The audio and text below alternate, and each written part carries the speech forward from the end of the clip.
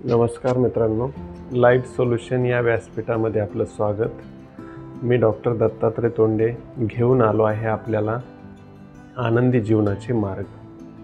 आजचा आपला विषय आहे कर्म। व्यक्ती जे आयुष्यभर जगत असतो, आयुष्यभर जे वर्तन करीत असतो ते म्हणजे व्यक्तीचे कर्म असते। कर्म हा विषय म्हणजे शब्द, कृती आणि विचार या सर्वांचा संयोग असतो। शब्दाने केलेले कर्म कधी कधी संघर्ष निर्माण करते, कधी वाद निर्माण करते। परंतु जर शब्दामध्ये तुमच्या आपुलकी, जिव्हाळा, प्रेम अशा जर गोष्टी असतील तर नक्कीच त्या शब्दाद्वारे चांगले कर्म घडते। परंतु शब्दामध्ये जर चुकीचे शब्द किंवा इतरांचे मन दुखवणारे जर शब्द असतील तर नक्कीच त्या कर्माचा दुरुपयोग होतो किंवा ते कर्म वाईट ठरते। त्याचप्रमाणे कृती किंवा विचारामध्ये सुद्धा जर तुम्ही तुमच्या डोक्यामध्ये किंवा इतरांना व्यवहार करताना, इतरांशी वागताना तुमचे जर विचार चांगले असतील, त्यामध्ये सकारात्मकता असेल, त्या विचारामध्ये परोपकारी वृत्ती असेल, त्या विचारामध्ये इतरांना मदत करण्याची जर भावना असेल तर अशा प्रकारचे जे विचार असतात ते चांगले कर्म घडून आणतात। आणि त्या विचारामध्ये जे आपण विचार करीत असतो त्या विचारांनीच व्यक्तीची कृती घडून येत असते। म्हणून विचार जर चांगले असतील तर कृतीसुद्धा त्या व्यक्तीची चांगली घडून येते। म्हणून ज्यावेळेस तुमचे हे कर्म जर चांगले असतील तर त्या कर्माची फळे निश्चितच तुम्हाला चांगले मिळतात।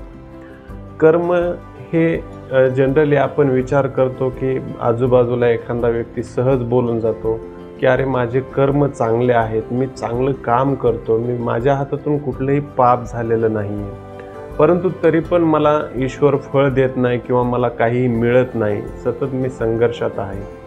अशा वेळेस त्या व्यक्तीचं उत्तर असं असतं की त्या व्यक्तीला कुठंतरी संचित कर्माचे दुष्परिणाम भोगावे लागतात। म्हणून कर्मामध्ये एक तर संचित कर्म असतं, दुसरं प्रारब्ध कर्म असतं, तिसरं वर्तमान कर्म असतं आणि चौथं हे भविष्यकालीन कर्म असतं। कधी कधी ह्या संचित कर्माचा म्हणजे केलेलं जे कर्म आहे त्याचा जो साठलेला भाग आहे तो आयुष्यात किंवा व्यक्तीच्या जीवनात रोजची रोज परिणाम करीत असतो आणि त्याचे दुष्परिणाम आपल्याला वर्तमान आणि भविष्यात दिसून येतात।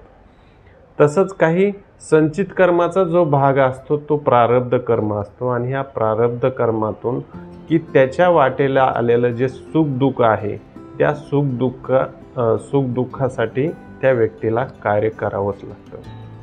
त्याचप्रमाणे आपण असं सांगतो की सकाम कर्म आणि निष्काम कर्म। आता बऱ्याच वेळेस चांगलं कर्म करून सुद्धा त्या कर्माची फळे चांगली मिळत नाहीत। याचं कारण काय असतं की एखादं कार्य किंवा कर्म करताना आपण कुठला तरी उद्देश ठेवून इतरांना मदत किंवा सहकार्य करीत असतो। जसं की आपण एखादे चांगल्या कार्यक्रमात सहभाग घेतला किंवा आपण वारीमध्ये सहभाग घेतला किंवा ईश्वराकडे दर्शनासाठी गेलो किंवा एखाद्याला आपण गरजेच्या वस्तू दिल्या, तर त्याच्यामागं जर अशी भावना ठेवली की आपण जे केलंय त्याची फळं आपल्याला नक्कीच भेटतील, अशा उद्देशानं जर ठेवून कर्म केलं तर त्याची फळे ही चांगली मिळतीलच असं सांगता येत नाही। परंतु दुसरा भाग म्हणजे निष्काम कर्म। निष्काम कर्मामध्ये ती फळे ईश्वराला आणि निसर्गाला तुम्हाला द्यावीच लागतात।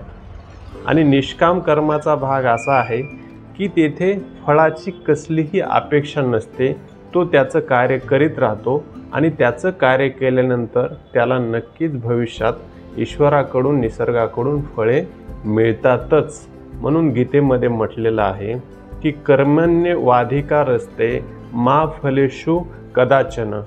जसं की कर्म करणं तुमच्या हातात आहे, पण फळ हे ईश्वरावर सोडून द्या किंवा तुम्हाला ते चांगल्या कर्माचं फळ हे नक्कीच चांगलं मिळेल त्याची आशा सोडून द्या। अशा पद्धतीनं जर तुम्ही चांगले कर्म केले, त्या कर्मामध्ये प्रामाणिकपणा असेल, चांगली वृत्ती असेल, माणुसकी असेल, इतरांबद्दल सहिष्णुता असेल, इतरांवर परोपकार वृत्ती असेल किंवा लोकांना मदत करण्याची भावना असेल, आणि तुम्ही इतरांसाठी तुमचं मन हे सहकार्यावरतीनं वागत असेल तर हे नक्कीच चांगल्या कर्माची फळे चांगली मिळतात.